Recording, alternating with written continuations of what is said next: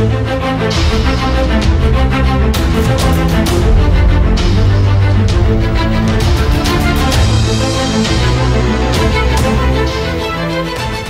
Hind everyone. तो students, आज हम आपके लिए लेके आए हैं अपना पेपर का एनालिसिस जो आपका एनडीए के एग्जाम में आया। तो एनडीए के एग्जाम में जीके के पोर्शन में जो 50 हमारे जो क्वेश्चंस थे, उन 50 में से हमारे जो हिस्ट्री के हैं, इस बार हिस्ट्री के क्वेश्चंस कम कर दिए हैं। अदरवाइज हमेशा 17-18 के आसपास हमारे हिस्ट्री के क्वेश्चन होते थे। तो इस बार हमारे हिस्ट्री के क्वेश्चंस की संख्या सिर्फ और सिर्फ 12 रही है ना। तो 12 जो हमारे क्वेश्चंस थे, उसमें से अभी हम आपको दिखाएंगे कि कितने क्वेश्चन जो हमने पढ़ाए थे उसमें से आए हैं, जो आपको बताया था। देखिए, मैंने ये आपको बोला है, ये कोई मतलब ऐसी बात नहीं है कि जो हम पढ़ाएंगे बस वही आएगा। अगर हमने 50 के 50 क्वेश्चंस पढ़ाए हैं, मैंने आपको एग्जाम के एक दिन पहले जो हम लोग मैराथन क्लासेस कर रहे थे उसमें भी बताया था कि बेटा पूरे में पूरे क्वेश्चन तो नहीं आने वाले है ना, क्योंकि यूपीएससी 2-4 क्वेश्चन वो ऐसे देता ही है। जैसे इस बार हम आज वो पूरे 12 क्वेश्चन का एनालिसिस करेंगे, किस किस टॉपिक से आए हैं, जिसमें से एक क्वेश्चन वर्ल्ड हिस्ट्री से आया है, वर्ल्ड हिस्ट्री में भी आपका इंडस्ट्रियल रेवोल्यूशन से आया है। एक क्वेश्चन आपका इंडिया आफ्टर इंडिपेंडेंस का है, यानी कि आज़ादी के बाद का वो क्वेश्चन है। तो हिस्ट्री में तो हम लोग इंडिपेंडेंस तक बस पढ़ते हैं, उसके बाद फिर हम लोग नहीं पढ़ते। लेकिन यानी कि वो यूपीएससी है भाई, वो हमेशा अपना क्या करता रहता है, अपना वो ट्रेंड चेंज करता रहता है। तो हमेशा मतलब पूरा मतलब कुल मिला के वो ये कह रहा है जितना सिलेबस है उस सिलेबस में सब कुछ ऐड करिए। तो अभी तक हम लोग सिलेबस में क्या पढ़ते थे, एंशिएंट, मिडिवल, मॉडर्न, और साथ में हम लोग मॉडर्न वर्ल्ड हिस्ट्री भी देख लेते थे, कुछ पोर्शन आर्ट एंड कल्चर का देख लेते थे। लेकिन अब वो कह रहा है कि इंडिया आफ्टर इंडिपेंडेंस, उसका भी टाइम पीरियड आपको देखना होगा, क्योंकि उसमें से भी क्वेश्चन पूछा है। तो उसी के अनुसार हमें अपने आगे आने वाले एग्जाम्स की तैयारी करनी है। तो अभी हम बाकायदा क्वेश्चंस के साथ देखेंगे कि हमने कौन कौन से क्वेश्चन आपको क्लासरूम में पढ़ाए थे। क्लासरूम यानी क्लास की स्टडी में हमने पढ़ाए थे। तो इधर जो हमारी ये जो हमारा इसको क्या कहते हैं, ये जो हमारा यहाँ पे स्लाइड लगा हुआ है, इस स्लाइड में हम देख रहे हैं कि ये चीजें हमने पढ़ाई हैं। देखिए, ये विजयनगर अंपायर का ये जो चीजें हमने पढ़ाई थी, विजयनगर किंगडम में जो हम मिडिवल हिस्ट्री आपको पढ़ा रहे थे, तो उसमें हमने फॉरेन अकाउंट्स पढ़ाए थे ना आपके, किस राजा के दरबार में कौन सा विदेशी व्यक्ति आया था। तो ये देखिए यहाँ पे लिखा है डोमिंगो पायस। डोमिंगो पायस ने इसमें डायरेक्ट ये नहीं पूछा कि डोमिंगो पायस किस राजा के दरबार। देखिए क्वेश्चन पूछने का तरीका देखिए, यूपीएससी कैसे क्वेश्चन पूछता है।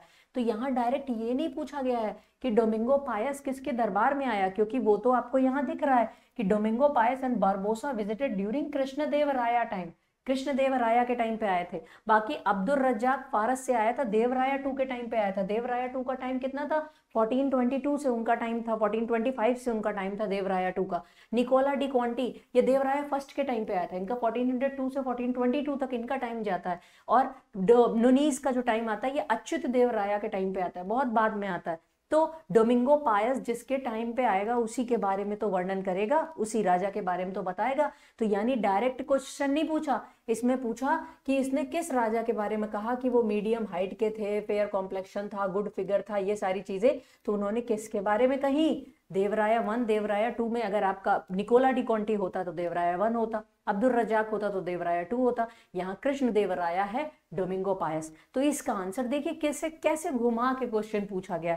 तो बिल्कुल ऐसी सारी चीजें, ये बिल्कुल एकदम शब्दशः हमने यहाँ पे बताया था कि फॉरेन अकाउंट्स में कौन कौन सी चीजें हमारे, कौन कौन से जो राइटर्स हैं वो किसके टाइम पे आए थे। तो फिर आ जाते हैं हम अपने अगले क्वेश्चन पे। ये हमारा जो सीरीज नंबर बी था, उस बी में 147 नंबर पे ये क्वेश्चन पूछा गया है।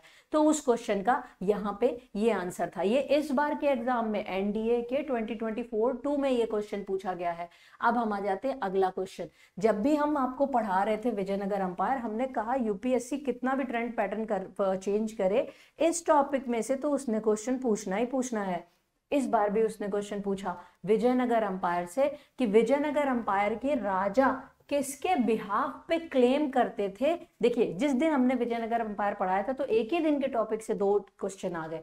तो उसमें पढ़ाया गया था कि विजयनगर अंपायर के जो राजा थे, विजयनगर अंपायर के राजा किसके बिहाफ पे शासन किया करते थे, यानी कि lord Murugan, lord Venkateshwara, lord Virupaksha, Shri Vallabh. Vallabh तो कृष्ण भगवान को, वेंकटेश्वर भी विष्णु भगवान, मुर्गन तो कार्तिकेय भगवान, विरूपाक्ष शिव भगवान। मुर्गन कार्तिकेय, साउथ वाले बोलते हैं ना आइयो मुर्गन, है ना, तो साउथ के जो देवता वो कार्तिकेय देव की पूजा करते हैं। तो संगम रूलर्स चीफली क्या थे, ये आपके शैवाइट थे, शिव के उपासक थे। और Virupaksha was their family deity, तो इनके फैमिली डीटी कौन थे, विरूपाक्ष। ये लोग राजत्व का दैवी सिद्धांत लेके आते थे कि राजा का दैवी सिद्धांत ये था, मतलब देवताओं से खुद को राजा को जोड़ते थे कि राजा एक तरह से देवताओं के बिहाफ पे शासन कर रहा है। तो विजयनगर वाले किसके बिहाफ पे करते थे, विरूपाक्ष। सिंपल सा क्वेश्चन था, सीधे सीधे हमने इसको कराया हुआ है बकायदा। यहाँ इन लोगों ने विरूपाक्ष टेम्पल की भी फोटो लगाई थी। तो विरूपाक्ष टेम्पल की जो फोटो हमने मतलब बनाया था इन लोगों ने, विरूपाक्ष टेम्पल, हमने जब ये आपको मैटर पढ़ाया था उसमें हमने ये भी दिखाया था कि विरूपाक्ष टेम्पल, इनका जो आर्किटेक्चर था उसकी बाकायदा फोटोज वगैरह दिखाई थी। आप चाहे जो स्टूडेंट्स हमारे जिन्होंने कोर्सेज परचेस किए हुए हैं वो इस वीडियो को देख सकते हैं ना, उसमें ये सारी चीजें हमारी कवर कराई गई हैं। तो ये हो गए हमारा दूसरा क्वेश्चन। फिर हमारा क्वेश्चन आता है 113 नंबर का क्वेश्चन। देखिए सेट बी में है, आप किसी भी सेट आपको मिला हो आप उसमें से क्वेश्चंस देख सकते हैं। ये तो काफी इजी क्वेश्चन था। तक्षशिला, कि तक्षशिला जो था महाजनपद, जब हमने आपको महाजनपद काल पढ़ाया था तो 16 महाजनपद यहाँ पे पढ़ाए थे। ये देखिए ये बकायदा ये हमारी क्लासरूम का स्क्रीनशॉट यहाँ पे है, जब क्लासरूम में हमने जो आपको पढ़ाया था उसका स्क्रीनशॉट लगा हुआ है। तो यहाँ पे ये रहा हमारा तक्षशिला और गांधार महाजनपद। तो तक्षशिला किसकी राजधानी थी, गांधार महाजनपद की राजधानी थी। तो यहाँ पे हमने उसको कराया हुआ है और इसमें ये क्वेश्चन आपके उसमें पूछा गया है। ठीक है, तो देखिए ये इजी क्वेश्चन था क्योंकि इसको डायरेक्ट सीधे पूछ लिया गया है। विरूपाक्ष वाला, भगवान विरूपाक्ष वाला भी इजी क्वेश्चन था। अदरवाइज जैसे डोमिंगो पास वो भी थोड़ा सा घुमा दिया था, इसी तरह से आपके क्वेश्चंस इसमें क्या करेगा, घुमा घुमा के आपसे पूछेगा। देखिए जैसा जब हमने आपको नमक सत्याग्रह पढ़ाया था, हमने आपको ये पढ़ाया था कि गांधी जी जब क्या करते हैं, गांधी जी नमक सत्याग्रह दांडी मार्च निकालते हैं, साबरमती से लेकर कहाँ तक, वो आपके दांडी तक की यात्रा करते हैं। तो गांधी जी की ही तर्ज पर देश भर में कई सारे लोगों ने क्या किए थे, आंदोलन ये एक तरह से चलाए थे, यानी कि ये सारी चीजें आपकी शुरू की थी। तो मालाबार में भी, तमिलनाडु में भी आपका सॉल्ट लॉ तोड़ा गया था तंजौर कोस्ट में, कहां से लेके त्रिचुरापल्ली से वेदा ये रण्यम तक। तो यहाँ पे क्वेश्चन सीधे सीधे पूछा गया है, त्रिचुरापल्ली से वेदारण्यम कि सी राजगोपालाचारी, ये जो सी राजगोपालाचारी हैं ये इन्होंने, ये क्वेश्चन टफ क्वेश्चन था, ये इजी क्वेश्चन नहीं था। ठीक है, तो ये सारी चीजें हमने आपको बताई हुई थी कि यहाँ से लेके यहाँ तक, इवन मालाबार में भी आपके ये लोग चलते हैं कालीघाट से ये पोयनी तक, यहाँ तक जाते हैं। बंगाल में ये आपके बंगाल के जो आपके क्रांतिकारी लोग थे, उन्होंने, क्रांतिकारी नहीं मतलब स्वतंत्रता सेनानी है ना, उन लोगों ने, जो गांधीवादी नेता थे उन लोगों ने ये पूरा चलाया था। तो ये चीज, ये क्वेश्चन एज इट इज पूछा गया और ये टफ क्वेश्चन था, ये इजी क्वेश्चन नहीं था। बिकॉज गांधी जी के बारे में तो सब जानते हैं, ये सब इतना रीजनल के बारे में कैसे आपसे क्वेश्चन पूछता है। तो थोड़ा सा ये काफी हाई लेवल का, एक तरह से सीडीएस लेवल का क्वेश्चन आपके उसमें पूछ लिया गया था। फिर हम आ जाते हैं अपने अगले क्वेश्चन पे। हमने कहा था कि जब अभी तक हमने 3-4 क्वेश्चन देख लिए हैं ना, अब हम इस पे आते हैं। ये जो था कि makka was introduced into India via, यानी कि ये जो आपकी फसल थी, भारत में फसलें कौन लेके आया, तो ये जो फसलें लेके आए थे तो ये पोर्तुगीज लेके आए थे भारत में। इसमें हम tobacco, cashew nut, potato, chilli, ginger, यहाँ पे मेज, ये सारी फसलें हमने आपको बताई थी कि ये सारी फसलें कौन लेके आया बाहर से, ये पोर्तुगीज लेके आए। पोर्तुगीज साउथ अमेरिका गए थे ना, साउथ अमेरिका में उन्होंने देखा, फिर वो यहाँ पे आए। तो ये जो आपकी थी, ये जो फसलों का इंट्रोडक्शन था, है ना। अब रशिया तो भारत में आया ही नहीं था, स्पेन भारत में आया ही नहीं था, अमेरिका भारत में आया ही नहीं था। बेटा इसको तो आप एक तरह से एलिमिनेशन मेथड से भी कर सकते थे, ये लोग तो आए ही नहीं थे। आपको मैंने क्या पढ़ाया था, पोर्तुगीज, डच, फिर उसके बाद ई से इंग्लिश, फिर उसके बाद डेनिश, फिर उसके बाद फ्रेंच, बाकियों के तो नाम ही नहीं है। तो इसका अगर आंसर आपको ना भी पता हो तो ये आप एलिमिनेशन मेथड से सॉल्व कर सकते थे, Portugal and Italy. It was also a easy question, है ना, ये भी आपका क्या था, एक इजी क्वेश्चन था। चलिए अब हम आते हैं अपने अगले प्रश्न पर। अगला प्रश्न गवर्नर जनरल के बारे में, who among the following was the last governor general. तो देखिए लास्ट गवर्नर जनरल माउंटबेटन आपका क्या हुआ करता था, लास्ट गवर्नर जनरल, लेकिन ये 1948 में था। इसमें पूछा गया है कि before the office was permanently abolished. अगर क्वेश्चन पूछा जाता लास्ट इंग्लिश गवर्नर यानी कि before independence last governor general की आजादी के पहले जो आखिरी था, तब आंसर आपका हो जाता लॉर्ड माउंटबेटन। लेकिन यहां पे देखो आजादी के बाद तक लॉर्ड माउंटबेटन चालू थे और फिर 1950 में जाके हमारा देश गणतंत्र बनता है। लेकिन हमारा देश जब गणतंत्र बना उससे पहले ये मैंने आपको ऐसे बताया था कि कुछ समय के लिए सी राजगोपालाचारी यानी कि माउंटबेटन को हटाने के बाद जून 1948 में जब माउंटबेटन हट जाते हैं तब हमारे देश के गवर्नर बने थे सी राजगोपालाचारी। तो इसका आंसर क्या होगा, चक्रवर्ती राजगोपालाचारी। तो ये माउंटबेटन सारे मैंने गवर्नर जनरल ये आपको कराए थे, है ना। ये सब लॉर्ड वेवल, लिनलिथगो, इन लोगों का, ये लॉर्ड वेवल इनको हटा के ही तो माउंटबेटन आए थे, लिनलिथगो, ये सारी चीजें मैंने आपको कराई है गवर्नर जनरल। इवन हमने जिस दिन शायद कारगिल विजय दिवस के ही दिन हमने ये टॉपिक भी चूज किया था अपना स्टैटिक जीके में भी। तो ये हमारा ये गवर्नर जनरल तो बहुत डिटेल में हमने पढ़ाया था। तो ये भी क्वेश्चन हमारा एक तरह से पढ़ाया हुआ आया। फिर हम आते हैं अपने अगले प्रश्न पर। Freedom fighter Kanaklata Barua, Kanaklata Barua, it was a tough question. Tough question क्यों, क्योंकि रेयरली हम देखते हैं कनकलता बरुआ, क्योंकि ज्यादातर जो हमने क्विट इंडिया मूवमेंट, हमने जो आंदोलन में सारे नेताओं को हम पढ़ते हैं, गांधी, नेहरू, पटेल, ये सारे नेता क्विट इंडिया मूवमेंट में हमने क्या पढ़ाया था, अरेस्ट हो गए थे। अरेस्ट होने के बाद न्यू लीडर्स, इसमें महिलाओं की बहुत ज्यादा बढ़त आई थी। यही एक आंदोलन था जिसमें कई सारी यंग विमेन आपकी फ्रीडम फाइटर्स देखने को मिलती हैं। तो यही एक देश का एक मतलब एक कहते हैं ना कि अखिल भारतीय स्तर का आंदोलन था जिसमें हमें यंग फीमेल का भी पार्टिसिपेशन देखने को मिलता है लीडरशिप में। तो इसमें रॉलेट सत्याग्रह 1919 में हुआ था। ये इसमें तो गांधी जी के इसमें तो बात ही नहीं आती, महिलाओं का तब तो पार्टिसिपेशन ही नहीं था। यहाँ महिलाओं का पार्टिसिपेशन था लेकिन लीडरशिप नहीं थी। सिविल डिसोबीडियंस मूवमेंट में भी सरोजनी नायडू को अगर छोड़ दिया जाए तो नहीं आती लीडरशिप। इसका आंसर क्या होगा, क्विट इंडिया मूवमेंट। 18 वर्ष की थी कनकलता बरुआ, तो ये भी हमने आपको बताया था 18 वर्ष की कनकलता बरुआ जो कि क्विट इंडिया मूवमेंट के दौरान। तो इसको भी हम एक तरह से एलिमिनेशन मेथड से कर सकते हैं क्योंकि इसमें हमने क्विट इंडिया मूवमेंट में आपको कई सारे फ्रीडम फाइटर्स के नाम बताए थे। चले, जिसमें से उषा मेहता मैंने बताया था, इन पे एक मूवी भी आ रही है ना, सोहा अली खान की, जो सोहा अली खान नहीं सॉरी क्या नाम है, सारा अली खान, सारा अली खान की मूवी है वो।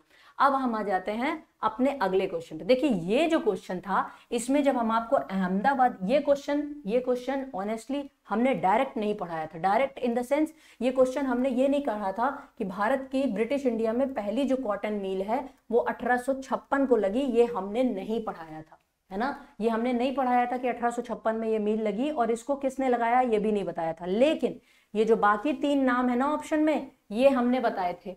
ये हमने कैसे बताए थे कि ये जो अंबालाल साराभाई हैं, याद कीजिए जब हम आपको बता रहे थे अहमदाबाद मिल स्ट्राइक पढ़ा रहे थे तो उसमें हमने आपको बताया था ना अनुसुईया साराभाई के भाई थे, है ना। तो ये तो अहमदाबाद स्ट्राइक कब हो रही थी, 1918, तो उस टाइम के थे जमनालाल बजाज और घनश्याम दास बिरला, ये दोनों गांधी जी के अनुयायी थे। गांधी जी कब जन्मे थे, गांधी जी जन्मे थे 1869 में। ये दोनों बिजनेसमैन थे, बॉम्बे प्लान वगैरह में इनका नाम आता है, और ये दोनों ही गांधी जी के अनुयायी थे। गांधी जी को बहुत सारा धन संपदा दिया था आश्रम बनाने के लिए। तो ये तो दोनों ही जब 20वीं सदी के हैं तो यहाँ 19वीं सदी का क्वेश्चन पूछा गया है, तो इसको एलिमिनेशन मेथड से हमें इन तीनों के नाम हटा के CN दावर करना था। तो ये क्वेश्चन डायरेक्ट नहीं लेकिन इनडायरेक्ट हमने पढ़ाया था, है ना, ये जो सारी चीजें, तो ये आपका हो जाता है। फिर उसके बाद हम ये देखिए, ये है हमारे फाउंडर, हमारी कोचिंग को जिन्होंने शुरू किया है, जिसके तहत कई सारे स्टूडेंट्स अपना सपना सच कर पाते हैं अपना, क्योंकि हमारा जो 12th तक की पढ़ाई है ना वो इस लेवल पे रहती है और हमारा जो कंपटीशन के एग्जाम्स रहते हैं वो इस लेवल पे रहते हैं। हमारा एजुकेशन सिस्टम अभी ऐसा हुआ ही नहीं है कि हम इस पढ़ाई को, इस गैप को, मतलब इस लेवल की पढ़ाई पे हम ये लेवल वाला एग्जाम दे पाएं। उसके लिए हमें एक कोचिंग की बैसाखी की जरूरत पड़ती है। अगर हमारा एजुकेशन सिस्टम ऐसा हो जाए कि सारी चीजें हमें वहां पे एक तरह से मिले, तो ये काम सर ने किया था। सर अनूप मल्होत्रा सर, उन्होंने इस कोचिंग को शुरू किया था और काफ़ी लंबे समय पहले तक ये हमारी कोचिंग, 20 साल से ज़्यादा का हमारी कोचिंग को एक्सपीरियंस है हमें पढ़ाने का। हमारे टीचर्स हमारे एक्सपीरियंस टीचर्स हैं। ये रहा हमारा त्रिशूल डिफेंस एकेडमी का ऐप। अगर आप भी आगे आने वाले एग्जाम्स की तैयारी कर रहे हैं, 2025 की तैयारी कर रहे हैं, तो आपको बिल्कुल सही समय है ये। आपके पास मोर देन 6 मंथ्स हैं, एटलीस्ट 6 मंथ्स में आपका पूरा syllabus, because syllabus is very vast, आपका सिलेबस प्रिपेयर हो जाएगा, प्लस आपकी प्रिपरेशन, आपका रिवीजन, आपका प्रीवियस ईयर क्वेश्चंस, उनकी प्रैक्टिस, वो सारी चीजें। तो this is the most optimum time for you for your preparation. तो अभी आप इस ऐप को डाउनलोड कर सकते हैं। यहाँ पे हमारे कुछ वीडियो सेक्शन में फ्री वीडियोस भी पड़े हैं, उनको भी आप देख सकते हैं कि आपकी तैयारी में वो कैसे हेल्पफुल हो सकते हैं। ये हमारे एकेडमी के वो कुछ होनहार स्टूडेंट्स हैं जिन्होंने फाइनल सिलेक्शन पाया, मतलब सिर्फ रिटन नहीं निकाला, इन्होंने फाइनल सिलेक्शन भी पाया है, इन्होंने ये रिकमेंडेड हुए हैं, ये ऑफिसर्स बने हैं। ठीक है, ये है हमारा NDA 1 2025 का शौर्य बैच लॉन्च हुआ है।